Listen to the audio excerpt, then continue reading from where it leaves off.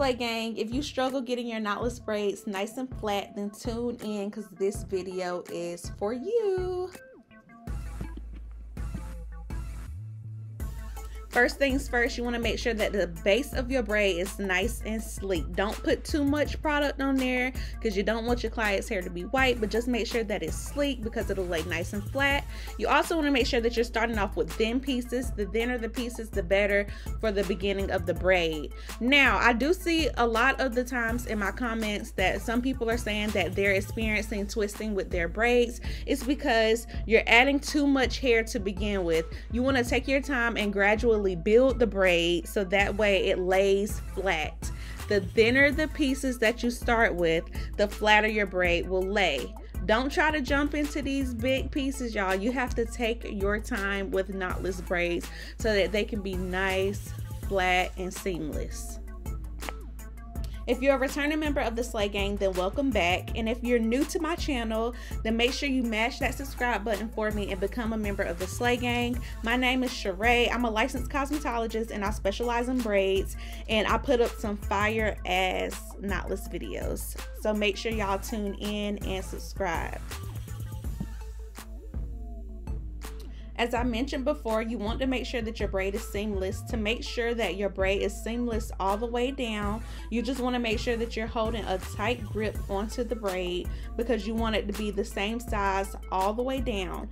And you also want to make sure that you're laying down any of the client's flyaways and tuck the hair behind the braid hair. This is going to make the braids last a long time, y'all.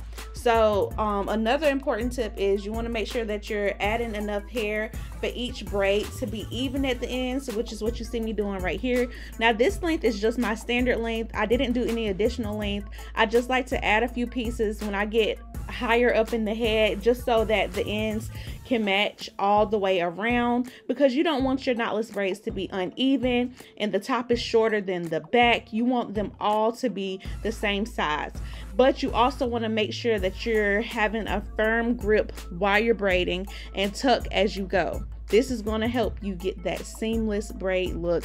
I promise you, y'all. My clients, some of them wear their braids up to 3 months. Some of them wear them even longer than that. It's just all about the tuck and the way that you're gripping and all of that, which I'll get into as we go along with the video.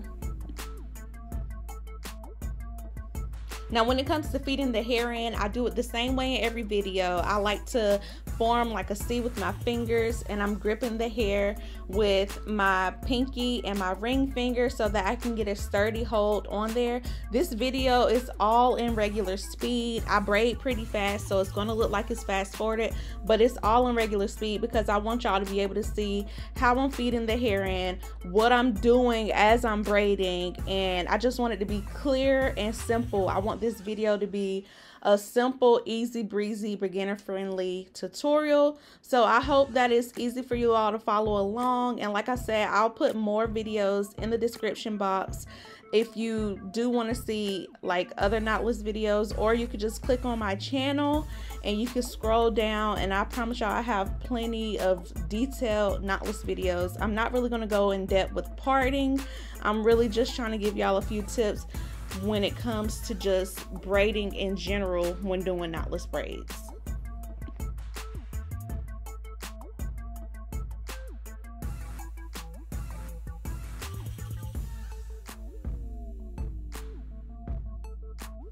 As far as products go, I pretty much use the same products every time because these are the products that I've gotten comfortable with. I've discovered when I try to use different products, sometimes some of the products don't hold as well as the ones that I like to use, or there might be buildup with the other ones. So my go-to braid hair is the Outre pre-stretched braid hair, and the specific length that I like to use for my standard length is 52 inch. I use that really with any length. I use the 52 inch pre-stretched Outre braid hair, and then my go-to braid gel is Lock-In. Now y'all, Lock-In is a little bit on the pricey side. it depends on your beauty supply stores. I know I go to 2 different beauty supply stores in my area. One beauty supply store sells it for about like $25, and the other beauty supply store sells it for $30. So it really just depends on what it's going for in your area, but I promise you the lock-in is very much worth it. It lasts me up to about 5 clients, so I pretty much get like 1 jar a week, and it'll last me like that whole week. Sometimes I have about 6 to 8 clients a week, just depending on how my work week looks. I might have to get like another jar close to the end of the week, but y'all, lock-in is my go-to. I will not use any other product. I know some people like Neat Braid, and I know it's a few other ones, but just from my experience, using other braid gels turn the client's hair white, and I don't get the same results when I use lock-in. So that's just been my personal preference, but those are my ultimate go-tos as far as braid hair and braid gels.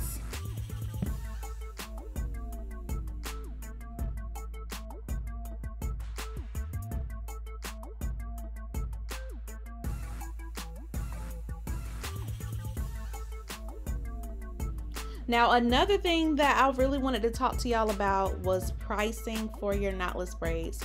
So for me, I am a full-time hairstylist. This is my main source of income, and I'm a mom of almost 4 now. So my pricing is based on that and my experience. I've been braiding professionally since 2018 when I got my license. That's when I became professionally, but really I've been braiding since about like 2015, 2016. So I have a lot of experience for like when it comes to hair. So I feel like I can charge my worth, and I always encourage everyone to charge your worth. I know we might be going through some things in the economy right now, but you still have to realize you have to live too. You got bills to pay just like everybody else. If you're a mom like myself, then you have kids to take care of. So don't feel like you have to lowball yourself when it comes to pricing your braids out, because I promise you, you will attract your market. You will attract your target audience. I attract my target audience with my pricing, and I don't really lowball myself. I just charge what I feel like I'm worth. I also include the braid hair with my services, so the braid hair is also included with my pricing. The braid hair is also included with my pricing, but I just always want to encourage people, because I get a lot of questions from like local stylists around me about how I set my pricing and stuff like that. But really, I have bills to pay just like everyone else, and I have kids to take care of, and this is my main source. So I just charge what I'm worth, and like I said, people pay it and they tip very well. So never be scared to step outside the box and just charge what you feel like you're worth.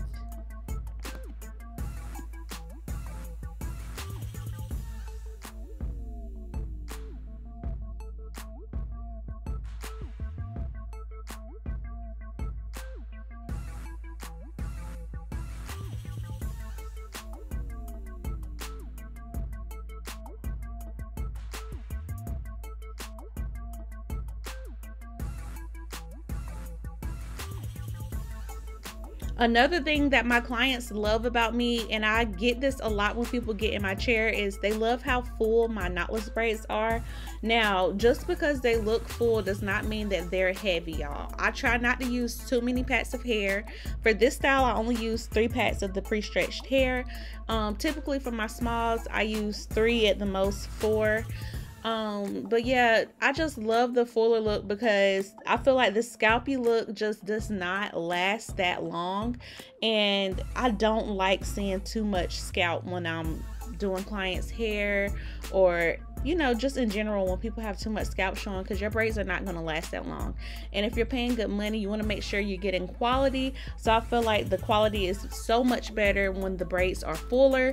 And to do this, you just want to make sure you're staggering your parts, or brick layering, whichever one you call them. That's what I like to do because the braids will fall in between each other, giving it that fuller look. But y'all, the braids, I promise you, they're not heavy. I saw a comment in my last video. It said, "Woo, these braids are so cute, but my little head would be so heavy." They're not heavy. And you always just want to ask your clients, like, how does your head feel and stuff like that. But 9 times out of 10, my clients are always like, "Ooh, they feel lightweight once they get up out of the chair and stuff." So yeah, just make sure that you try to make your knotless braids look as full as possible, because the fuller the better.